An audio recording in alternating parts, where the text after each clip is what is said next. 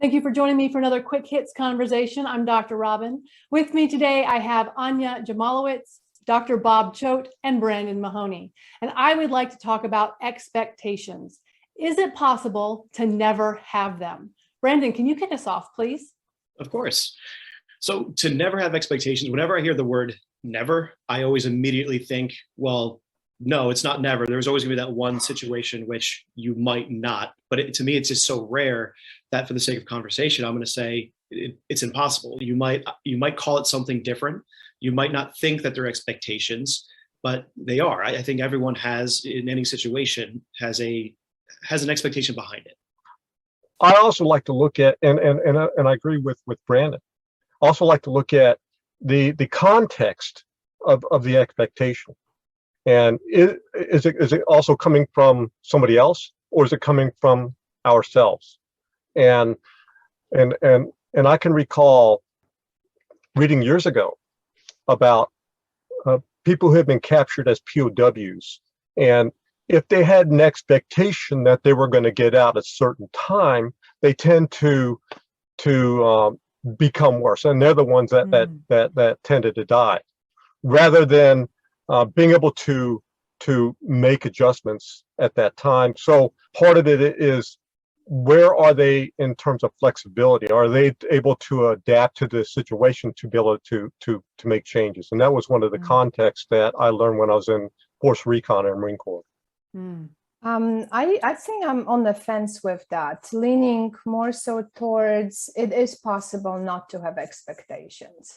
And I think for me, that comes with expectations are very closely, very directly linked to need for control in general, but particularly need to control the outcomes, and particularly in emotional, in a relationship, or any kind of outcome of our actions, which is then tied to a level of self-trust in my ability to handle life as it comes, right? So I think if I trust myself that I will be okay no matter what, that I will find a way, I will ultimately release the control. So how do you notice that you have an expectation before it goes unmet? Having an image or having a certain outcome in my head. So when I'm thinking about even this meeting today, right? Imagining how this meeting, how this conversation would go, versus walking in and saying, I'm okay with however it goes. What about you, gentlemen? Well, how do you notice if you have an expectation before it goes unmet? See, now for me, I'm thinking from the standpoint of, depending on when you realize you have the expectation, whether it's before or after it's been met or unmet, it goes from I know it's a need versus a want. It becomes a need if it's something that has happened, if it's after the fact. I worked at an organization, things didn't work out the way I wanted to. Next company I work at, I have the expectation that I need this to be happy. If it's something where I'm just self-reflecting and saying, you know what, I haven't experienced it before, but it'd be really cool if we could do this, that becomes an expectation for me that's now a want. Harder to identify the want versus the need, because I feel like, for me at least, a lot of my expectations have come about after the fact. But I can also sit down and say, you know what, in this situation, it'd be cool if this could happen.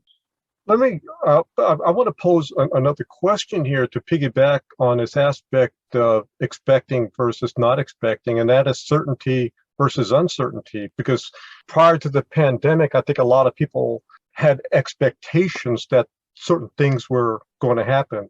But since the pandemic happened, it changed everything. It changed a lot of people's, like, being able to fly back and forth and doing all kinds of things. How does one handle the uncertainty versus wanting certainty in life? So the person, I would surmise that falls in the realm of certainty, they also fall into the realm of having more expectations. So the advice that I don't know if it's advice, but the thing that I say to my clients quite often when they feel disappointed or when they were certain something was going to happen and it didn't happen is, you cannot hold someone accountable to meeting a need you never told them that you had. But that supposes that you have that need, you require this level of certainty before you don't have it. But even with that, we still can't control the final outcome, right? Mm-hmm. Even when I share what I want very specifically, that's the only piece that I have control over, expressing my needs in a very clear way. But the other part of the other person and their ability, right, to be able to meet my need, that is the unknown factor, right? Because then it's a question of, can they meet the need? Are they able to meet that need? Are they willing to meet that need? Which will then affect the final results. So I think being able to let go of the attachment to very specific outcome, right? Even though I do know what I want and what I need. But I think particularly in relationships, but personal, romantic, professional, it's the same. Being able to be fluid and flexible with other outcomes than the one I wish for. Right? Yeah. And I think that then takes away the possibility of being disappointed. Yeah, I'm glad you mentioned the aspect of relationships, because my cat, who I called Dude, last Friday I had this expectations with him and everything that, like, we were going to do a lot of stuff going in the future, and then all of a sudden Sunday evening, I heard him a loud cry, meow, and he had thrown up, and he was actually, I picked him up, he was paralyzed from the waist down. And then a day later, which is this past Monday, he passed away. Oh, Bob, I'm so sorry. sorry. And I had a lot of expectations with him, and then I was saying, what the heck happened? It turned out that I found out that he had a blood clot that caused the paralysis and everything, and which I didn't know. So it was like all these things, and so if I held on to those expectations, I was going to be disappointed. I just have to hold on to what I did have with them, and then be able to move forward, be able to make adjustments and things like that. So instead of me like wallowing in a complete grief and continuing that, which I did for a little bit. I mean, that was he was my best friend. So. Oh, I'm so sorry.